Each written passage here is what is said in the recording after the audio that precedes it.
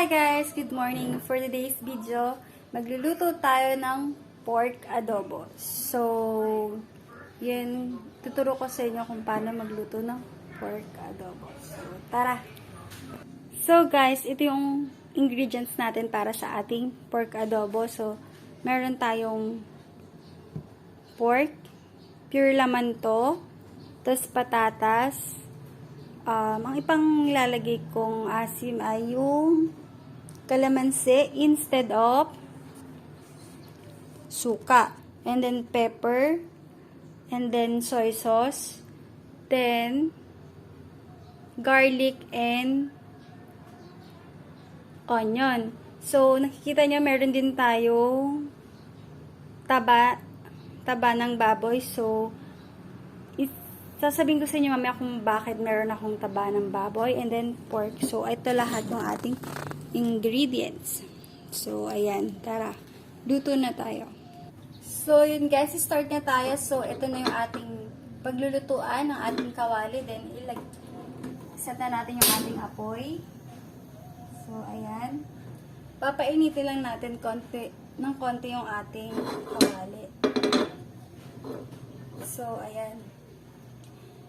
Kaya kanina meron tayong ingredients na taba ng baboy at nakahiwalay yung laman sa ating taba ng baboy ay dahil gagamitin nating pangmantika yung ating taba ng baboy. So, ayan, ilalagay na natin siya.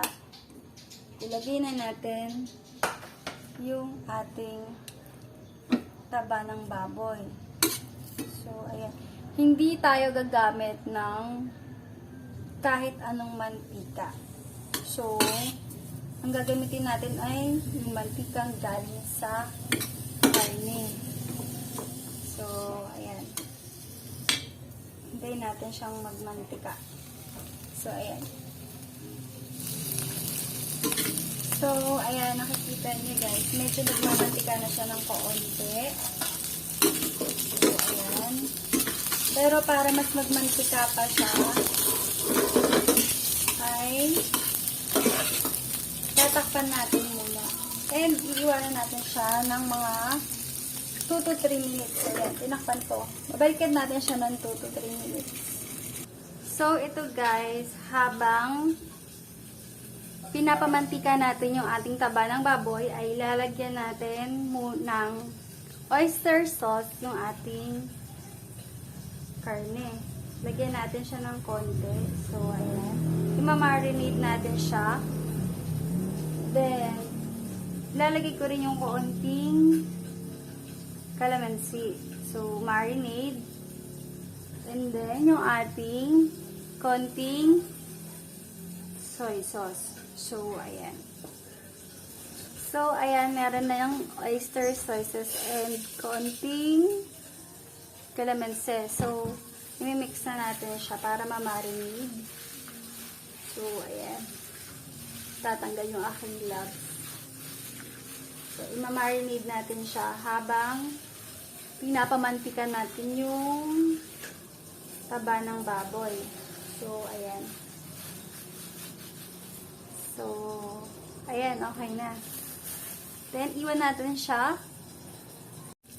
So, ito guys, buksan na natin. Nagmantika na yung ating taba. So, ayan, nasunod na nga siya. So, ang gagawin natin is so, ayan, nakalansi. Aawin na natin yung taba. So, ayan. Then, mamaya natin siya ihahalo.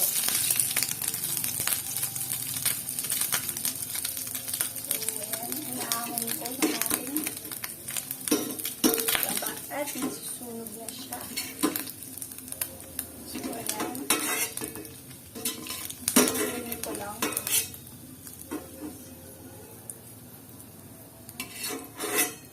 So, ayan. Naawin na natin. Then, hinaan na natin konti yung ating apoy. Medyo masyado nang mainit yung ating kawali.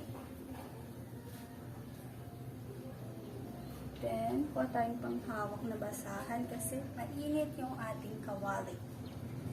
So, ayan, nagmantika na siya guys. Then, ilalagay na natin yung ating bawang. So, ayan. Gisa-gisa tayo.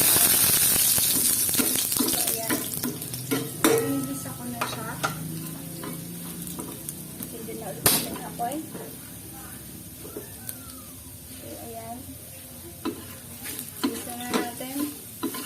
And then, next na natin yung ating sibuyas. So, yan ang ating sibuyas. Then, after mag-isa natin to,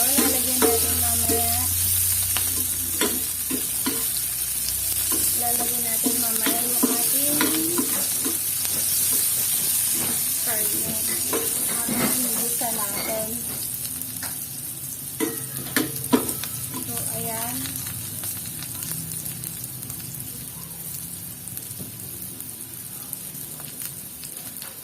Ilagay din muna natin yung ating pepper.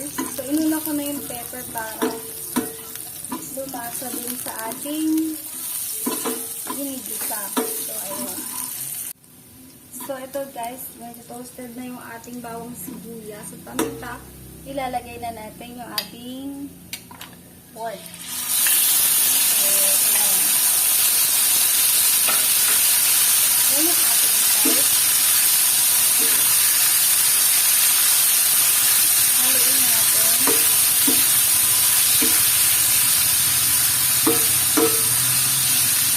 So, ayan. Ito na yung ating adobo.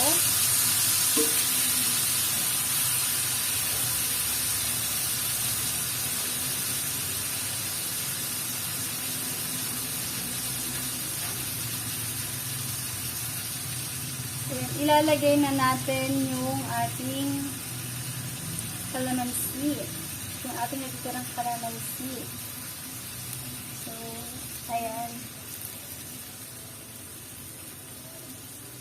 Lagay natin. Yung dami ko pala ng kalamansi is 1/4 cup. 1/4 cup yung ating dami ng kalamansi.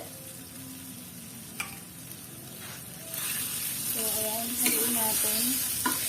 And then, laksan natin ng konti yung ating apoy. Naamoy nyo na ba? Ako kasi naaamoy ko na. Masarap.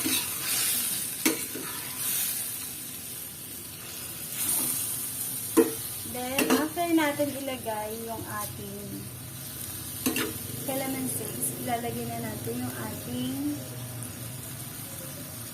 soy sauce. It's a 1/3 cup ng ating soy sauce. So, nagtira lang ako ng konti. So, ayan. Haluin natin.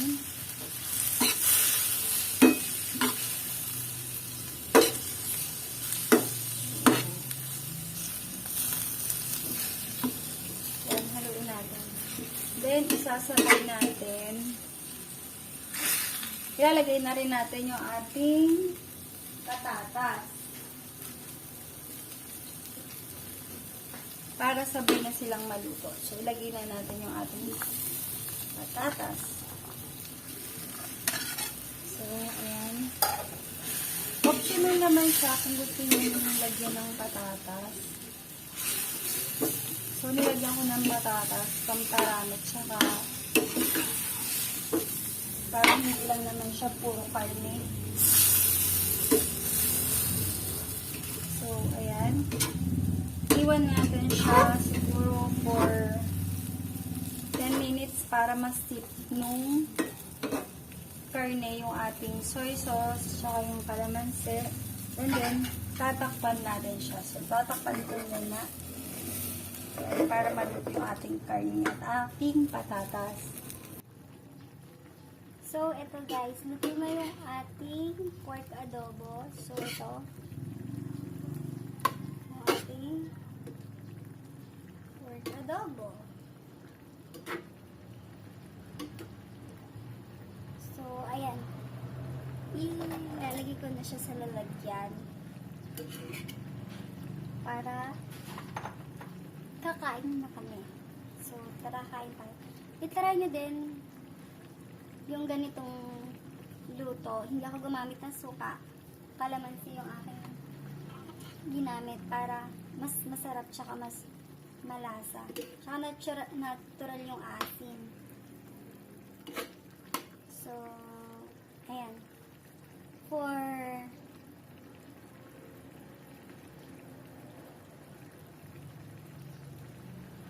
So, ito yan. Kung gusto nyo pa ng